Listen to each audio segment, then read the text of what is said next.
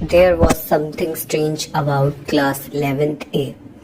It wasn't the cracked walls or the old wooden decks worn down by generations of students. It wasn't even the teachers who seemed permanently tired as if the classroom itself drained them.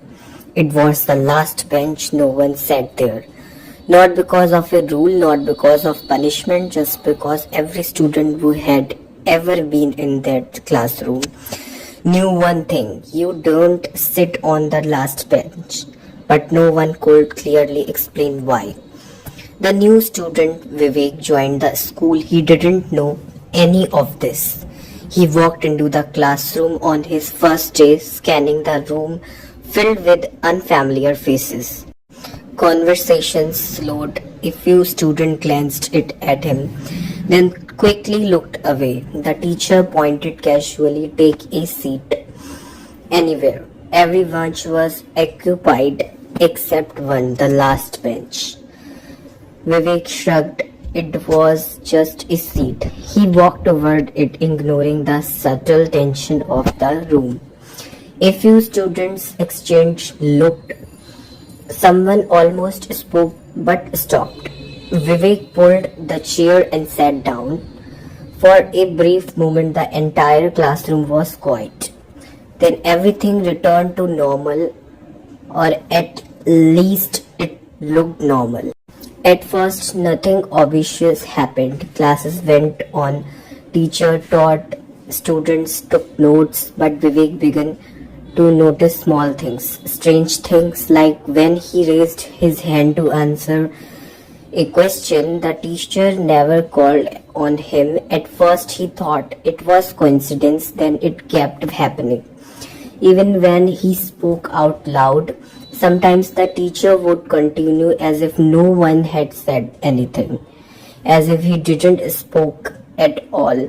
The distant days passed. No one sat near him. If someone accidentally placed their bags beside him, they would quietly move it away moments later without any explanation. During lunch breaks, groups formed naturally. Laughter filled the room, but not around Vivek. It wasn't rejection in the usual sense. No one bullied him, no one insulted him. It was worse. It was as if he didn't exist enough to be noticed. One afternoon, about of boredom, Vivek ran his fingers across the wooden surface of the bench. That went, he felt it cravings, faint scratched deep into the wooden. He leaned closer. I was there, but no one noticed. Vivek forwarded. Below it there was more lines, messier, more desperate. I tired to speak. I raised my hand. Why does not anyone see me? A chill ran down his spine. He looked around. The class continued as usual. No one else seemed to care. That evening something bothered him enough to search for answers in the school library among dusty registers and old school records. He found it, a name: Aditya. 3 years ago, same class, same section, status transformed. But there was no transfer certificate attached, no details, no explanation, just gone. The next day Vivek returned to the bench. This time he looked carefully. The cravings weren't random. They were layered over time, like someone had sat there for days, weeks, maybe months, trying to leave proof behind, trying to be remembered. Vivek whispered almost unconsciously, Aditya, for a split second. He felt something, not a sound, not a touch, just a presence. That's when things gone gross. During attendance, the teacher called out names one by one. Aman, present sir. Ria, present. Vivek waited. His name never came. He stood up. Sir, my name? The teacher looked at him, confused. A long pause. Who are you?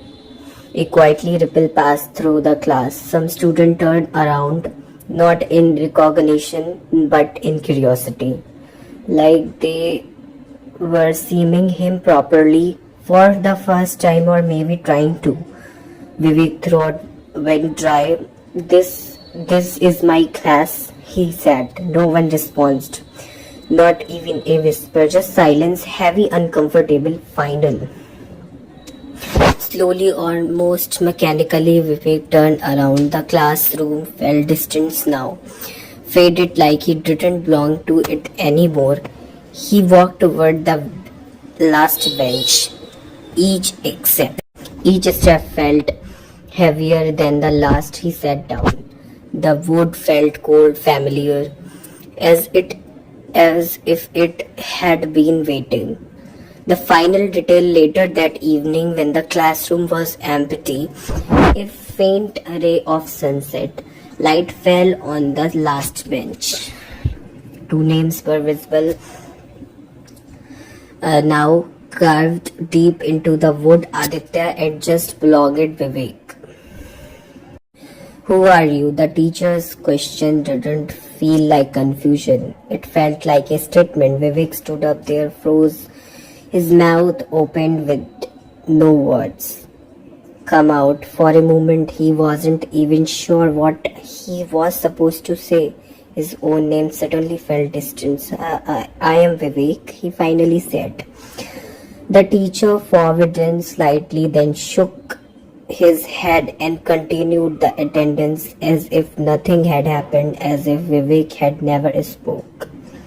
Something is slipping. That day, things changed faster, sharper, more real. When Vivek tried to talk to the student sitting in front of him, there was no response, not even a reaction.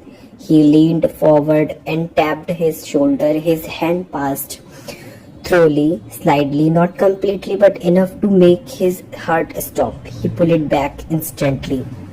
His breath became uneven. That's not possible, he whispered. The search for proof. He rushed out of the classroom. The corridor was full of students, but no one noticed him pushing through. No one turned, no one complained. It was like moving through shadow. He ran the washroom and stood in front of the mirror. For a second, everything looked normal. Then his reflection flickered just slightly, like a glitch. Vivek stepped closer. Look at me, he said it himself, but even his own. The moral of the story: the worst kind of loneliness is not being alone. Thank you so much for watching, guys. For more interesting stories, subscribe my